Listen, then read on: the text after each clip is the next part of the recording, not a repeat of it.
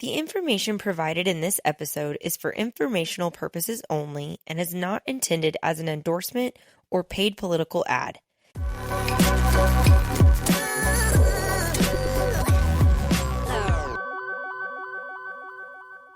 And welcome back to another episode of the Nourisher Podcast. Before we dive into today's incredible conversation, I do want to take care of a few quick housekeeping items. First big news is we now have a bi-weekly newsletter for the podcast. This is going to be the best way to stay in the loop on new episodes. You'll get to learn more details about our amazing guests and where to follow them. You'll get exclusive discounts on merch and services, and you'll hear more about our incredible sponsors and partners. So if you haven't subscribed yet, it's super easy. You just head over to thenourisherpod.com, scroll to the bottom where it says join the squad, you enter your email, and boom, you're done. And speaking of merch, that is also officially available for purchase. You can check out all of the items over on the Nourisher Pod social media. We're on Facebook, Instagram, LinkedIn, Pinterest. There's lots of places to check out all of these items. And here's the best part. If you subscribe to the newsletter, all of my new subscribers are getting 15% off of their first merch order. So now is the perfect time to sign up and grab something for yourself. And finally, I just want to take a moment to say thank you for your unbelievable support. Everyone's feedback, the reviews, the ratings, guest recommendations, and just your encouragement, it means the absolute world to me. And we have some truly incredible episodes ahead and guests from all over the country, and I cannot wait to share them with you. So thank you again. I hope you loved today's episode and continue to share it with your friends, your family, and your loved ones. But with that, let's go ahead and get to today's show. I am extremely excited for today's guest. She is a beloved member of our community, has been and continues to be involved in several nonprofit organizations, and recently has taken on this crazy but exciting challenge. And so I just wanted to bring her on because her bravery and courage is so inspiring. I wanted everyone to get to know a little bit more about her story and just get to know who she is through and through. So Mary Bralley. Hi. Welcome to the Nourisher Podcast. Thank you. I'm so excited, and wow, what a wonderful opening. I want you to come and start my day every day like this. I would love to do that. That would be wonderful. And I can always tell with you, Kayla, like you're so genuine. Seriously. I talked about you with one of our office staff the other day, and I said, she's just so sweet. What do you think her parents did? Like, how do you make such a sweet girl? Well, you know what's crazy is I think that the reason that I'm so sweet is because I went through a lot of hardship, and I have to have a lot of grace for people. Yes. And I've just learned that if I don't, that I'll just be angry. Oh, absolutely. I don't want to be that person. No, so. I don't either. And you're young. And so I'm so glad that you get it at such a young age, because some of us have to keep suffering and keep going through these things and getting angry. And I'm so proud of you, first of all, for learning that early. But life is too short and we get one chance, So do you want to be angry about things you can't control, or do you want to be happy and put a smile on other people's faces? Right. I love that we're on the same page. That kind of leads us into what I want to first talk to you about is just a little bit about your story, how you got to the place that you are, and then hopefully that will kind of lead us into this next journey you decided to take on. Okay. Well, I would like to start from the beginning, only because it's all of our experiences that bring us through to today, where we are today. And so I had a wonderful, wonderful family. My mom and dad were just the best. And I'm just so sad at kids today who don't have two-parent homes, because it really makes a difference. And so my dad was a farmhand and my mom was a housewife, and I loved that she was a housewife.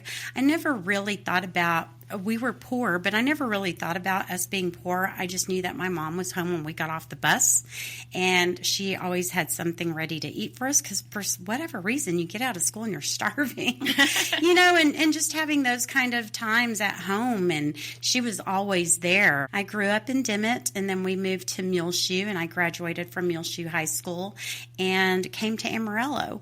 My parents didn't really talk to me about education because we were happy and they didn't go through school. I think that they went up to middle school and that was it. And so that was just life. But I had a daughter at a very young age and I struggled. My mom had already passed away. She passed away whenever I was 16. And so I had a baby at 18. That was one of those traumatic experiences, is having a baby and nobody to help. Mm-hmm. Whenever my baby would cry, I would cry because I didn't know what the baby needed and I didn't have a mom to ask. And so, you just kind of struggle and do the best you can and just keep moving forward. And so that's kind of my beginnings. I never could think about going to college because I was working so much. I worked from 7 a.m. to midnight a lot of times, and I worked at Albertsons on Bell, and finally got a better job as a secretary so that I didn't have to take my daughter to a daytime babysitter and nighttime babysitter. And so I thought, wow, I'm doing good. I have a 8 to 5 job Monday through Friday, but I was still struggling. And then one day my daughter's in middle school and she's talking about not going to college because she didn't see me going to college. And so that's really where I think I thought to myself, I need to make a change, And so I enrolled in Amarillo College, and I have to tell you, the first time I enrolled, I didn't even enroll. I didn't even get inside. I parked in this parking lot. I didn't know where to park. There was no parking spots. I kept seeing 15-minute signs or no parking here signs. And anyways, I found a spot, parked in it, and an AC police officer came up to me and started writing me a ticket. And I said, no, I'm just going to try to, I'm going to try to register for classes. And he said, well, you can do that after I give you this ticket. It was a little bit intimidating, and I thought, forget this. I'm just going to keep working. But you ended up going back. I ended up going back. So how long in between the time you first showed up and didn't go in? I bet it was probably a year. Okay. I thought, because I didn't even know that you could, go one semester and not another semester. You could go in the summer. I didn't know any of that. Mm-hmm. And so I thought in my head it was like school and you just register for the fall and start in the fall. So it had to have been at least a year before I decided to go back. So yeah, when she told me that, I just thought to myself, what kind of role model am I being? Plus, by this time, I had already started, I'd gotten better jobs. I had been able to serve on some community boards, nonprofit organizations, and I started seeing, there are so many people that looked like me whenever I was first getting my start. I couldn't afford to buy groceries. I couldn't afford so many things just to live. And so I had already started serving on different boards. And yeah, my mindset was different. I thought, okay, now it's my turn to help other people. Well, that's why I started serving, is because I thought it was my turn to help people. But yes, what she said really, made an impact, because here I was telling others that I was serving in the community, you can do better, you can do better. But I wasn't doing that for my own daughter. You know what I mean? And so, yeah, it was definitely eye-opening. And what's funny, though, is I was never good in school. I wasn't good in math, especially. And I only had to take introductory to Algebra 1. And that was all the math I took in high school. And so whenever I got into college, obviously I'd been out of school for a long time, and I didn't even know where to begin. I started in a business math class. I had never, ever seen any kind of math like that. And I showed my homework to my daughter, and I said, look at this. This is what they're expecting us to do. And she goes, oh, Mom, that's really easy. Wow. And so I said, well, will you tutor me? I mean, will you be my tutor? She was the worst tutor, by the way. She had no patience. I did not learn anything from her. But it was also probably another way for you guys to bond, but for her to see that you were really working hard because you wanted to learn more. Yes. And even if that was from her, she probably really values that moment. Well, I hope she does. And especially, you're older, so you have a full-time job. You already are so busy, and so you don't have as much time for homework. And so you want to be able to get it done correctly, and still kind of have a life. It's hard to manage when you're working and going to school. Okay, so I guess that leads us into this new adventure that you're stepping into. So tell us a little bit about that. Yes, it definitely is a new adventure. And so a lot of the nonprofit work that I've done, whenever you first start off and you're volunteering for nonprofits, you're asked to serve on a board, you're so excited because somebody thought of you to help them with their mission and in their organization. And so, at first I was like, yes, I'll serve. Yes, I'll serve with you and you and you and you. And then all of a sudden you're on 5 boards, and who are you really serving? And so then I had to think about, well, what is my true passion? What is my focus? And it was education, because I was one of the students that, I didn't have a role model. And so I thought, I want to help other students that look like me. And so I served on Amarillo Education Foundation, which is the foundation for Amarillo ISD, and Los Barrios de Amarillo. A lot of people know me from there. I volunteered for Los Barrios for 7 years. And it just was such a joy to be able to serve kids. I love kids. I also served on Region 16, their early childhood programs, and so enlightening. I mean, you have to start teaching kids as young as 3. I mean, start really teaching them. That's when their brain is just a sponge, right? Right. And so that just became my passion, because I saw a lot of kids like me and was able to help them. Now with my current job, I'm executive director for Window on a Wider World, and we serve pre-K through 8th grade and some high schools. And just to see how we're changing students' lives by helping them understand education in a different way, that's just been my passion and my focus. And so I served on AISD's school board and learned a lot. I thought being room mother, being president of the PTO, you think you know it all. You don't until you serve on the school board. And there was a lot more to education than I ever knew. And so I've done those things. I feel like, with Los Barrios, I helped high school students go to college. We gifted them with scholarships, and I mentor them. I mentor them to this day. The students that we gave scholarships to while I was there, still we're on group text. We still talk.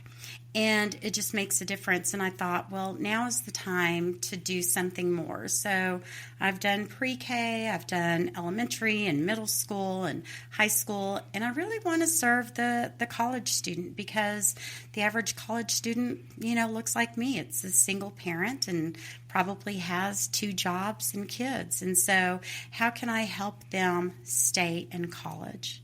It's easy to go to college. Anybody can apply, anybody can register, take a class, but to actually finish it, it's really hard.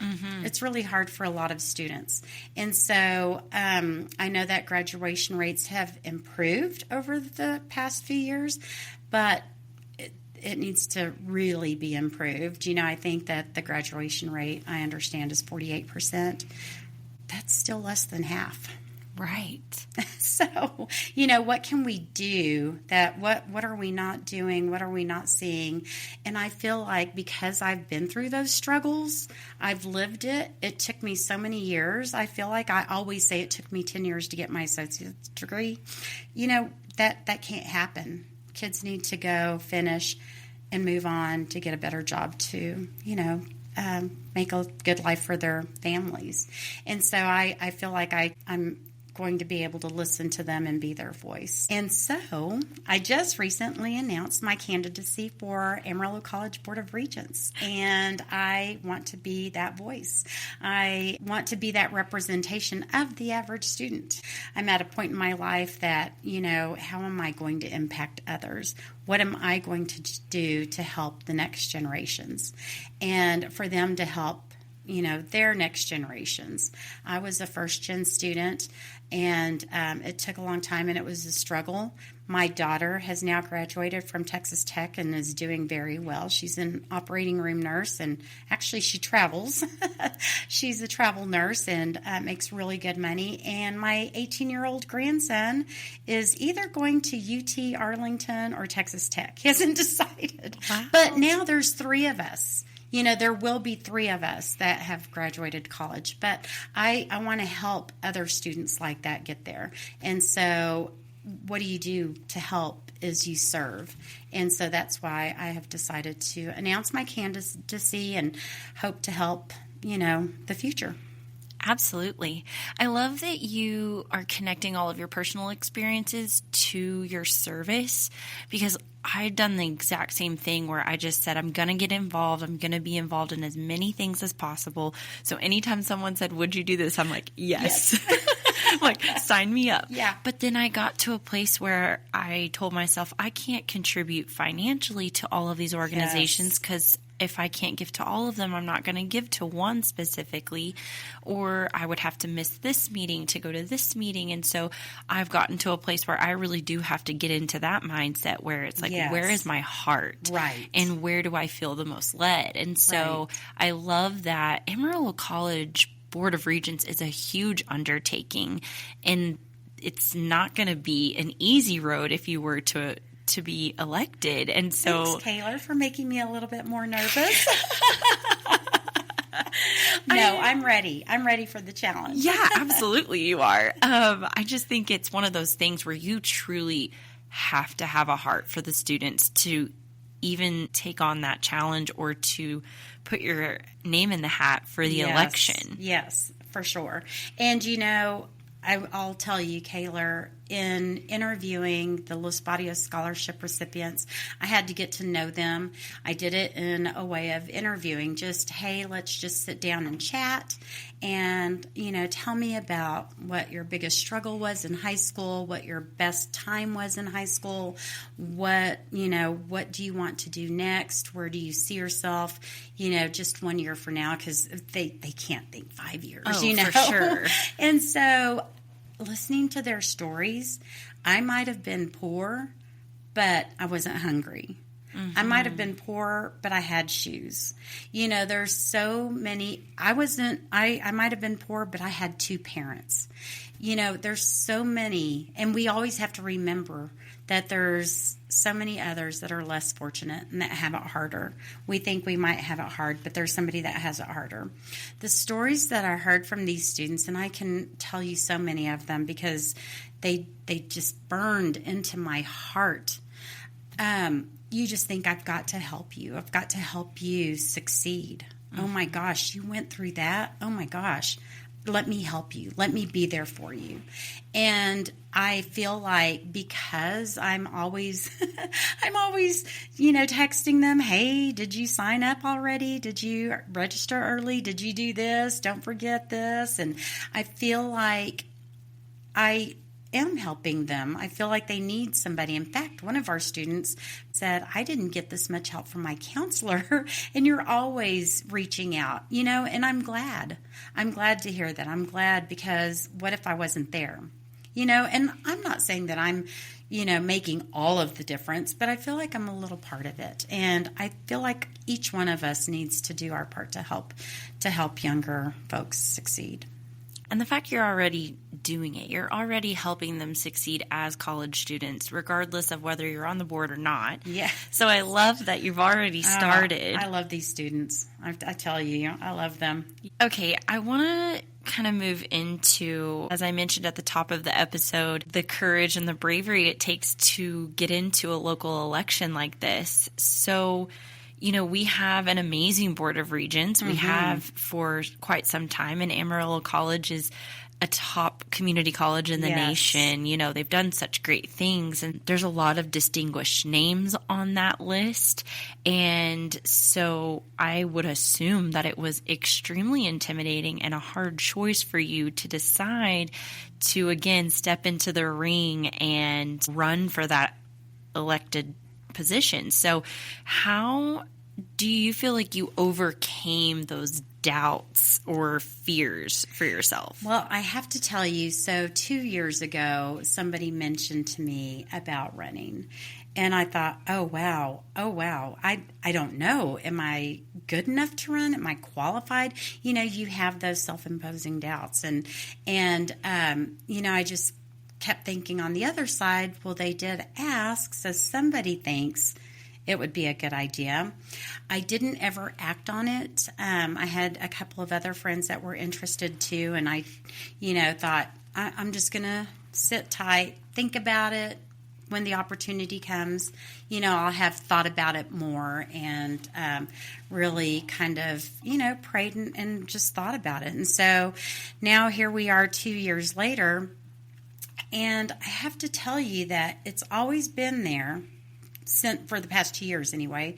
It's always been in the back of my mind, but I don't know if you heard, but I recently won the Distinguished Alumni for Amarillo College, and talk about a shock and a surprise. I got a telephone call one day and, said that I was chosen as one of the Distinguished Alumni, and I was like, me? What have I done? Me? This is Mary Bralley. Are you trying to reach Mary Bralley? But that just really, I thought, oh, I can do this. I can have a voice. It's my time. I mean, this is the perfect year to do this. This, to me, validated you can.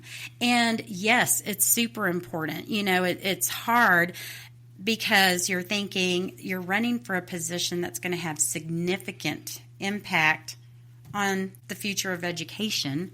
You're kind of thinking about, oh my gosh, I have to, not just think about the future of education, but the students and their lives. We've got to make really good choices to help them make good choices. And so, yeah, it might be a bold step, but I'm definitely ready for it. I really feel in my heart this is just the right time. I'm ready for it. I am older, and it's so true, Kayla. Whenever you get older, you do get wiser. You sit back and you listen and you learn from other people, and it's just a good time for me. I love when things align in a way where it truly feels like it's the right time. Yeah. That's happened for me a lot in life recently, but it also sounds to me like we're very similar because do you have a little bit of imposter syndrome? Maybe. Yes. I'm looking at another version of me. Because I'm the same way. If someone asked me even to serve on a board, I was asked to be president-elect for the Art Alliance, and I thought, what? Yeah. I'm like, there's no way you want me to do this. And so I can completely relate to those thoughts. Yes. And, I don't know how you overcome those thoughts, but I had to overcome them whenever I was actually asked to serve on the school board. I finished out a term, and they interviewed several candidates, and so they chose me. And yes, back then, of course, I was younger, and I was thinking, am I cut out for this? I was still, I have to admit, I was still a little bit intimidated because everyone else that was serving, had good education and that was taught to them. And, they just knew so much. And especially those first few meetings, I was like, whoa, I have never seen financials, in a 5-inch 3-ring binder for just 1 month. Right. You have to look at this and you have to understand it and as best you can, and like I said, make these decisions. But yes, the older I've gotten, I've thought, I do have a voice and I do deserve a seat at the table, and I need to remember that. Yeah, and those are such hard conversations to have with yourself because, and you said it earlier, you thought, me, I'm qualified to do this, but then you sit back and you tell yourself, heck yeah, I am. And I struggle with that so much where I'm just like, okay, well, they wouldn't have asked you if you weren't qualified or they didn't see something in you. Right. But then again, I am my own worst enemy. We all are. Because I think, yeah, I still have so much to learn, which is also a good thing to think as well. Absolutely. And, I'll just tell you, just whenever older folks are talking, just listen because they've been through those experiences. It's funny, I have spent the last several days with my 18-year-old grandson, and he just knows everything, at that age. And so we're talking about politics and religion and vaccinations and all of the things. And I just look at him, and I am so proud of him for being able to speak what he thinks is correct and his, way of seeing things. It's just so enlightening because at my age, I don't feel like I was having those hard conversations like he is. But he's also willing to listen, to my side of things. And so I thought, this kid really gets it. He knows that he can learn from others. Yeah. He's open to that. Able to have a conversation with someone if you don't agree or you have differing views, that's becoming increasingly difficult for people. And so I love that he's learning that at a young age. Oh, me too. That's amazing. Me too. So proud of him. Well, and you kind of touched on the fact that y'all talk about politics too. And the Board of Regents is an elected position in a local election. Yes. So, and we know that can get kind of crazy, nasty. I think elections sometimes just bring out the worst in us. We might not have bad intentions, but we want to win so bad, right? I know when you and I had a conversation about why you were running, the values you wanted to run on, I loved that you were not going to throat punch someone. Oh, right. You know what I mean? You kind of came in and you said, I just want to be representation for the students. I want to be a voice for them. And you just have this positive spirit about you where I was like, oh, she's going to run in this election and we don't have to worry about what she's going to say about someone behind their back or on TV. No. And I didn't think that we were going to expect that out of you anyway. But I guess just how do you feel like it's been trying to navigate a local election and kind of the climate of politics in our community with staying true to who you are? Yeah, like you said, it doesn't matter on the party for Amarillo College Board of Regents, and I'm so thankful. I am not a cutthroat kind of person. I actually, believe it or not, was asked if I would consider running for city council, and I said, nope. Absolutely not. No hesitation. I am so glad we have people that want to run for those things. Absolutely. Those are tough jobs. I'm so glad that, Amarillo College's election, it's really about who is going to do a good job, who really has the students in mind, who really has, education at the forefront of their thought. So, I'm just glad that we're neutral. I'm glad that there's not any of that kind of thing. I'm glad to know that people just want to see who is serving and really just focus on that. That's what we should focus on all fronts, whether it's mayor or place 1, place 2, 3, or 4, we should focus on who is in the seat and who is going to do a good job, who is going to make a change. Like we mentioned, when you're serving with your heart, yes, you can tell. Yeah. And so I love that the people who run for AISD board, Amarillo Board of Regents, those are truly people who are thinking about the students and thinking about our community and its impact. So it's a good race to be in. Yes, it is. And I'm so happy that you're in it. Me too. Me too. Okay, so even though it may not be as heightened as maybe a city council election, you obviously have to have a good support system behind you stepping into this uncomfortable, unknown realm. So what kind of support system do you have and do you think is crucial during a process like this? Well, you're so right. I could not do this without my husband. I could not do it without my friends. I could not do it without people who believe in me, are supporting me financially. That's really hard for me. I can ask for money for a nonprofit, but when you're asking for yourself, it's like, do you want to give me $50? Yes. It's just a little intimidating. But thankfully, I have so many friends that are like, Mary, what can we help you do? Can we take signs around? Can we, host a meet and greet for you? I mean, it's been amazing. Can I be your campaign manager? Can I do your marketing?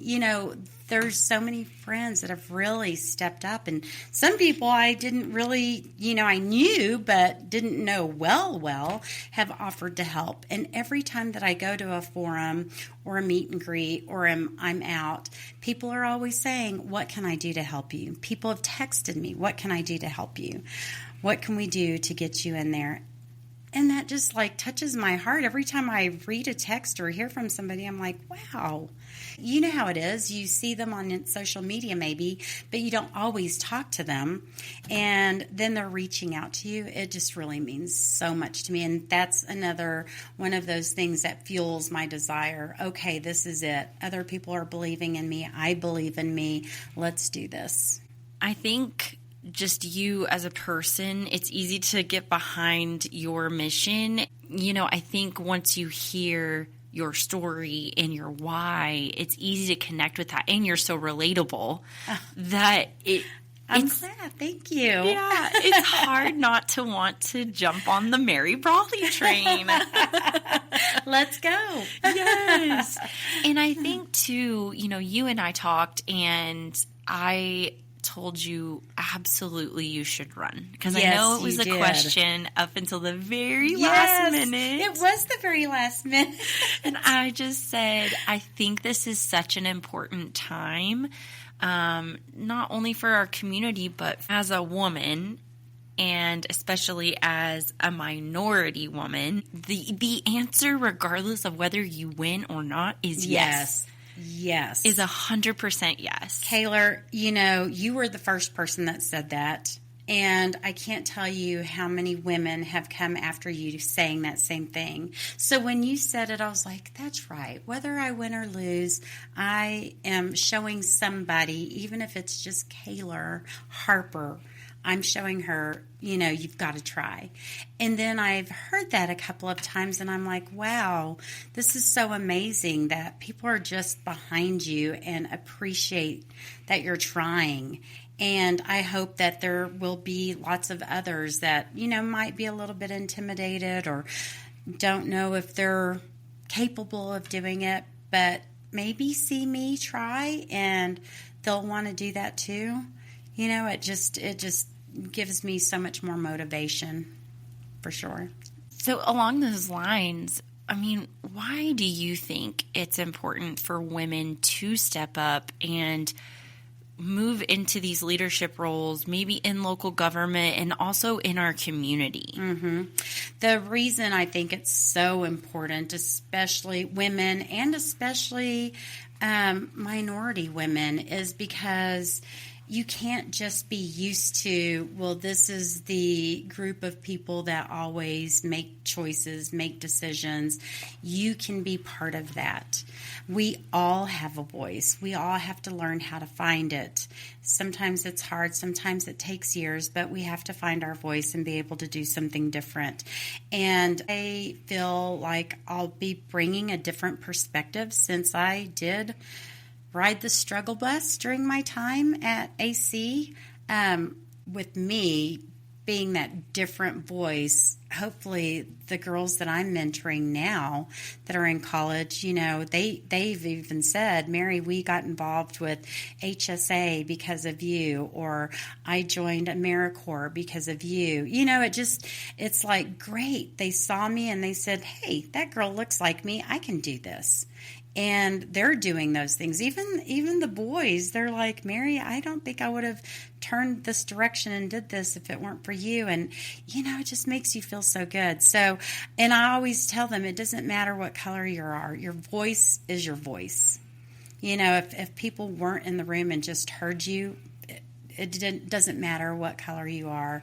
You just have a voice and you have good ideas, and you need to share those with everybody, and especially women, because it's everybody says it's a man's world, and sometimes it really is. But women, we make a lot of decisions in our homes, and we can make those decisions at work as well. Absolutely. I think what's great about putting our perspective out there is it does allow people to view things in a different light. In a different way, right. Yeah. And so, again, you have to be that type of person. If you're going to step into a leadership position, you have to be the type of person who is open to perspective and open to viewing things differently. And so, but we also have to be willing to give our perspective. Yes. And that's the thing. I feel like as women, we're the ones who are always fielding all these different perspectives. If you have more than one child and, your husband and all of these things, you have to be the one to say, okay, I understand you. Okay, I understand you. Yes, I understand you. We're kind of used to that, but using the voice. That's the thing that I've had to learn how to do is to really use my voice. And once you start doing that, you see how your life just kind of changes, It changes everything. Right. And it takes all kinds of people to make the world go round. Absolutely. Yes. For sure. Well, I'm just glad that you are setting an example for women in our community, young women especially, to chase after these dreams and their desire to serve their community. And it's really powerful. It's a powerful message. And I hope you know how inspiring it is outside of just taking that leap of faith and doing something scary. Yes, I hope so. I texted those groups that I mentioned, all of the different years that we've given scholarships to, and I said, I hope you all are, registered voters. It's very important. I have helped you all these years, and I would love your support. And the feedback I got from them, it's just like, another one of those where you just want to cry. It's like, oh, they're so sweet. They want to help me too, and I love that, they always ask me for something, but now I'm asking them for something. And so I hope that makes them feel like, wow, everybody needs help no matter what. So I hope that makes them feel good. Oh, I'm sure it does. And again, just like when you asked your daughter for help with homework. Yeah. It's like the same thing. Yeah. And she said no. Well, I love that you mentioned, make sure you're registered to vote. Yes. And kind of getting them, because I will tell you, and I think a lot of people in our community overlook our local elections. Yes. And so maybe if those students ask you, why should I vote in our local election? What's important? And they don't really know what to pay attention to. Right. Why should people care about not just this election, but this one and future local elections? Just getting involved in general. I've been through the different Citizens Academies, so Amarillo Citizens Academy and the police department and the sheriffs, all the academies, fire department, and you learn so much about an organization actually being part of it. I thought I knew a lot about the school being part of PTO. I thought I knew a lot about the school being room mother, and then like I mentioned, you get on a board like AISD and you find out, wow, you really need to be involved. And so, yes, it's important to get involved and vote, because you can't complain if you're not voting. And why are you saying no? Why are you being a naysayer on Facebook? Why don't you want, XYZ funded, or why don't you want to pay for this to be built, or whatever the case may be. Tell me your reasoning. And they're usually not involved in that level to find out, why something is the way it is or needs to be better. And so first I love for people just to get involved, get involved with the city, serve on the traffic, commission or something, or Parks and Recs, or anything. Just get involved, and then you're going to be able to be a better voter. Well, first of all, I feel like that will make you more inclined to vote because you'll know more, and then you'll be a more informed voter, and you can ask all the questions that you want to in an arena that really can answer them. Because social media, there's no answers in social media, but then you're really there in the middle of it and can ask the questions to the right people. And we just have to know what we want, for us and for our children and for our community. Yeah. And the fact that you're encouraging these young people to get involved and to be informed is amazing, because I can tell you right now, until I bought my own house, high school teaches you nothing about property tax. Right.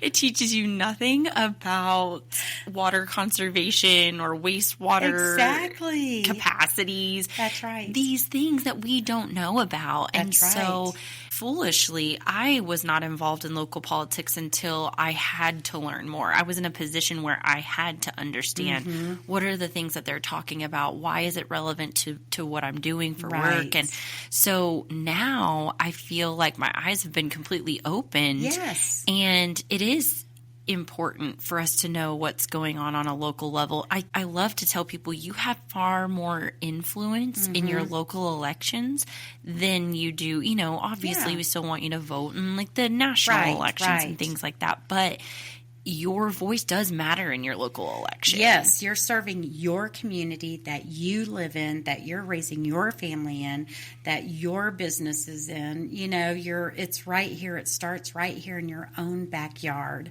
Once you get involved in your own backyard, then, you can branch out into other areas and expand that. And if that's the direction that you want to go, you feel more confident. I was at something at WT, and there was a speaker talking about, you need to get involved in your local government.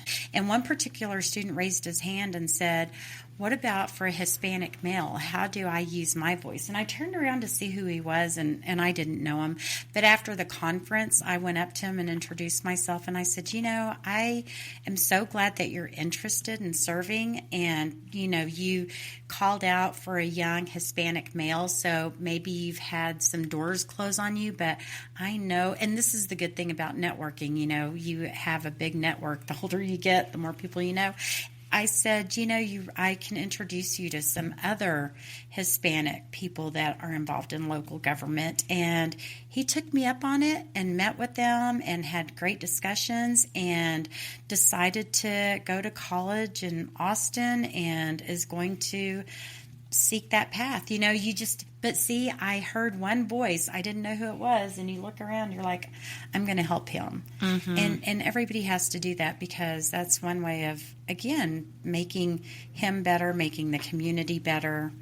And it just grows from there. So because you're running for Amarillo College Board of Regents, what is your vision for Amarillo College? Like, what do you think might be one of the biggest opportunities for growth or improvement? Well, from what I see, and I mentioned this a little bit, is we need to we recruit students, and I think we do a pretty good job. I know that AC is always at our local high schools and works really well with them, and of course Amtech, but it's the graduation rates. We need these kids to graduate and maybe go on to a 4-year university. But really, graduation rates is really important to me. But also, there's so many other kids in our regional areas with Window on a Wider World. I work with lots of schools in the regional areas, and there's so many, and with Los Barrios too, there's so many kids that are like me. I'm from Muleshoe. I was intimidated by Amarillo College. I actually had a student from Vega who went to WT, was too intimidated. It was too big, too much, and they dropped out. But I want these rural students to come to Amarillo. It's still close to home. They can get a good education. They can find a good job and still come home on the weekends for Sunday dinner. I feel like AC is just a great starting point. It's reasonably priced.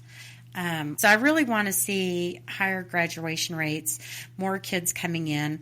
Also, I know that we have a good relationship, of course, with WT, and credits, I believe, transfer pretty easily. But what other universities could we work with? I don't know how well we work with Wayland. That's where I went. I loved Wayland because it was small. It was an adult, more adults were there. A lot of Pantex people go to Wayland. What about Texas Tech? Are those credits easily transferable to Texas Tech or ENMU? I mean, that's fairly close too. I think it's really important to, kind of keep our workforce here. We want them educated and we want them to return here, especially with all that Amarillo has to offer now and all the jobs that are coming in the future. So I'd like to see more recruitment efforts, I think, from, around the area. Then, of course, I want to be sure that the college is financially sound and that we don't make it impossible for students to be able to go. I mean, tuition, it's a scary thing. So I want to be sure that, you're always removing barriers. You're not putting those barriers in front of kids. You don't know what the barriers are that prohibits kids from coming. Like for me, it was having a daughter, having to go to school at nighttime classes. So then where do I leave her? Like there's daycare or night care. I mean, there's so many of these things that we need to be sure to remove barriers. We need to think about all of these things and remove barriers and help provide answers and a pathway. Well, and I think when you talk about removing barriers, it also creates a sense of belonging. Yes. And I can relate so much with that student who went to WT and felt overwhelmed because, I'm from Vega. And so I went to Texas Tech my freshman year straight out of high school. And it was a culture shock. Yes. I didn't know where the buildings were. Right. I didn't know who to call for questions about financial aid, even though it's probably very self-explanatory. When you're overwhelmed, yes, you just don't know how to think straight. Yeah. And unless you have people who go there with you, right, you still feel so alone. Mm-hmm. And so coming from a close, tight-knit community and then walking into Texas Tech University, it's so intimidating. Yes. And I do think that's one thing I really regret about my college experience is that I wasn't able to ever feel connected. Yes. And so I don't feel like I have that strong loyalty to my university because I didn't ever feel that sense of belonging. Right. And so I love that you're talking about for Amarillo College, part of that retention is giving them a place to truly feel like they belong. Yes. And that they're comfortable and that they have a support system in place exactly. to help them thrive. And I am the personality, it's just what makes me go is to help kids. And so whenever I found myself in Canyon, if I was at a meeting in Canyon or at the Panhandle Plains Historical Museum or even WT, I would always text the WT students. I'm like, hey, I'm going to be on campus on this day. If you'd like a free coffee, meet me in the coffee shop or Chick-fil-A.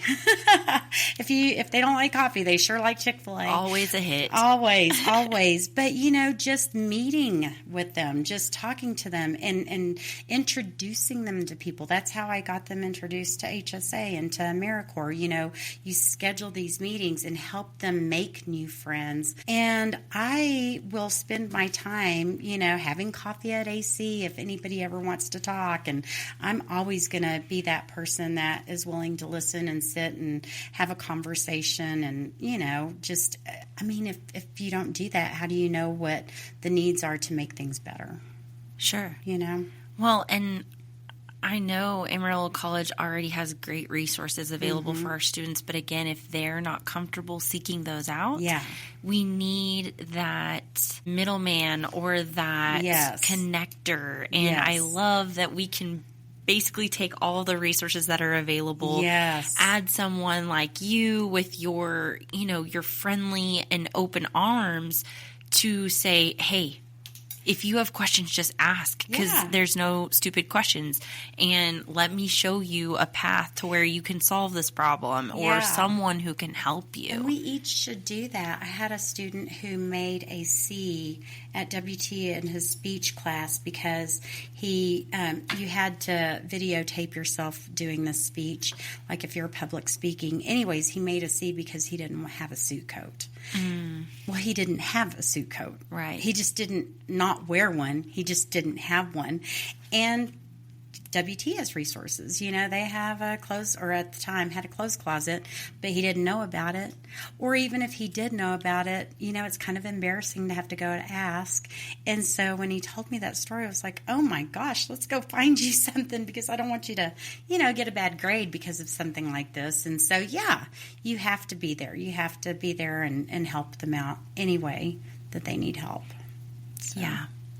Mary, I'm so glad you're running for this board. Me too. I'm so excited. It makes my heart so happy because you can just tell that you truly have a heart for the people that you have in your network, one, but people who you want to build up and future leaders of our community. And so I think this is the perfect race for you. Thank you. Thank you. That means a lot to me. Yes, of course. Well, I always wrap up the podcast with a couple of questions. Okay. So the first one is, what is something that many people might not know about you? Well, let's see. Which one do I want to share? A fun one is that I have always wanted to be a storm chaser since I can remember. I've been fascinated with weather. So that's actually kind of my dream job one day, if I ever get old enough to be that. But something that people don't know about me is that I used to be in the Sweet Adelines. Do you know what that is? I don't. Please tell me more. Barbershop music. So, I was in the Sweet Adelines for a few years and just had a great time. And it was just, I loved it. I didn't ever wear lipstick at the time. So that was the most uncomfortable part, is that you have to wear lipstick because you're on stage and you're performing, and then you go to competitions and stuff. And so I was not a lipstick and eyelash kind of girl, but I had such a good time. I love to sing. I don't have a good voice anymore, but I still love to sing. Even though it sounds terrible, I don't care. I'm going to sing. Okay, well, my second question is, who are 3 women that inspire you or that you look up to? Well, now that is easy. 2 of them right off the bat are easy. And this is past. So whenever, you think inspiration, it's different points of your life. Sure. What inspires me in my 20s might be different than my 30s. And so I just have to tell you about 2 people who inspired me to be better in my past that, I feel like they've just changed me. The first one is Cheryl Davis. I worked with her we started at High Plains Baptist Hospital. Then it was BSA. But I started off as the department secretary in the managed care department. And we kept going through managed care physician relations reps. And so after a year of going through like 2 or 3, in between, I was the rep. And she said, Mary, we're just going to promote you. You're going to be a provider relations rep. And I was like, what does that mean? She goes, well, you're going to go out and do the physician contracting and marketing and making sure doctors are using BSA. And I said, no, I don't want to do that. No. Believe it or not, Kayla, I used to be so super introverted. I was so shy. I didn't have a voice at all. It was crazy. I was crazy shy. And I did not want to be promoted. Right. And she said, you're going to get nice raise. And I didn't care. I was like, I have to talk to people? No. So anyway, she forced me into it. And it was so hard. And I worked with her and Keith Brown. I don't know if you know Keith from WT. He worked with us. And one day they were like, Mary, why is it so hard? I said, I don't know. So they took me in to the office and we kind of did role play. They played the doctors and I was, me, and how to start the conversation and get them to sign a contract. Anyways, it was difficult, but I had to do it. It was my job, single mom, all the things. And finally started, being able to talk to people, getting to know them. And, at the end of it, I was able to just walk into doctors' offices and go straight to their office and talk to them. And so I feel like she is one of the ones, if it weren't for her, I don't know, would I still be a secretary? Not that there's anything wrong with that at all, but she's kind of helped transform what I thought was, this is what I'm going to do right here. The second person is Marcy McKay, and I've told her this several times. I went through Leadership Amarillo and Canyon in 1996. I went through because it just sounded like a fun thing. Somehow some registration form got sent to me via email or on my desk. I don't remember. But I thought, I think I'd like to do this. So I was able to fill out my registration form and slip it under her door in her office, like right in the nick of time. Got chosen and started class with, I think, 50 people, professional people. And at the time, I still was, thinking, oh my gosh, what am I doing here? Mm-hmm. These are lawyers and, bankers and all of these big things. And anyways, going through leadership with her actual leadership training, sometimes it felt like she was just pulling my insides out. Mary, tell us how you feel. And she's pulling like a tug rope at me. And I'm just like, no, Marcy, don't make me talk. But she did. And how do you feel? And not just how do you feel, why do you feel the way you feel? What about this makes you feel that way? Now, what are you going to do to change it? And they were such hard questions, I was young still. And she doesn't let you just say, I don't know, go to somebody else. She's like, no, let's talk about this. And so she really, really, I feel like, helped me more, get out of my shell more, be able to think and not so afraid to share my ideas. She really was very instrumental. And I truly feel that because of her and that class, it just made such a big difference. At the end of it, as a matter of fact, 9 months later, she asked all of us, now that you've been through this class, what are you going to do to change yourself? And I had been wanting to leave BSA, didn't know how to go about doing it. So whenever it came my time to speak, I said, I think I'm ready for a different job. I'm ready to do something different. And Kaylor, you're in a room full of professional people.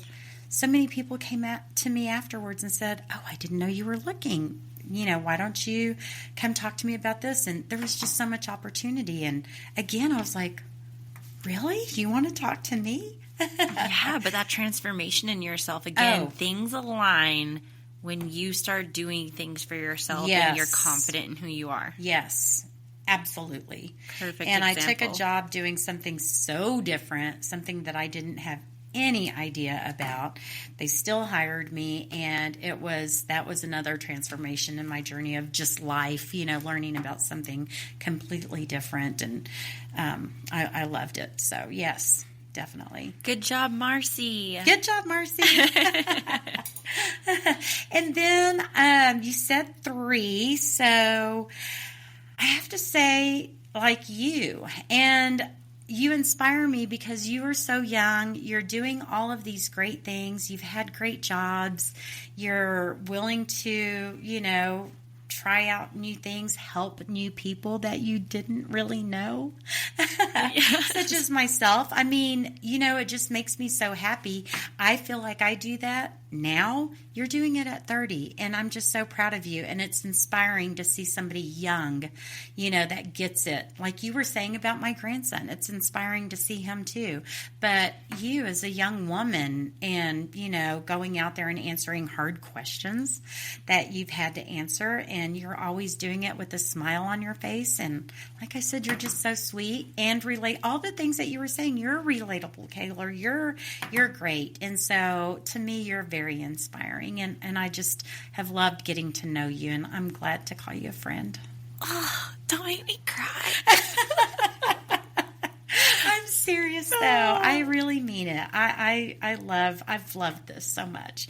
And my journey has been amazing because you've been part of it. Oh, so I'm just serious. So sweet. Thank you. I'm horrible at accepting compliments. I know it is hard. This is what my good friend, this is for Teresa Kennedy. She's the president for the Barrio Neighborhood Planning Committee. That woman knows how to get things done. Yes, she does. She is amazing. She's helping me with this campaign. She's done so many nice things, and I keep saying, Teresa, you don't have to do that. Oh my gosh, I feel so bad. She said, Mary, take the compliment, take what I'm giving you, say thank you, and let's move on. We have work to do. And I said, okay. You're like, I feel like I was just scolded, but okay. No, I love that. Women need to be better about accepting compliments and not putting ourselves down or second guessing it. Right, so I'm taking the compliment, and we're going to move on. And we're moving on. There you go. Great. I love that. Thank you, Teresa Kennedy. Great advice, Teresa. Well, Mary, thank you so much for coming on. Yes. I am so glad you got to share your story with everyone. Thank you. And again, you're just an inspiration to a lot of people in our community, men, women, young, older, whatever stage of life you're in. Yes. I think you're an inspiration to a lot of people. So. Well, thank you. I appreciate it. Yes. Well, tell everybody where they can learn more about your campaign for AC Board of Regents. And then any other information you'd like to share, please do. Okay, absolutely. So if you want to visit my website, you can at marybralley4ac.com.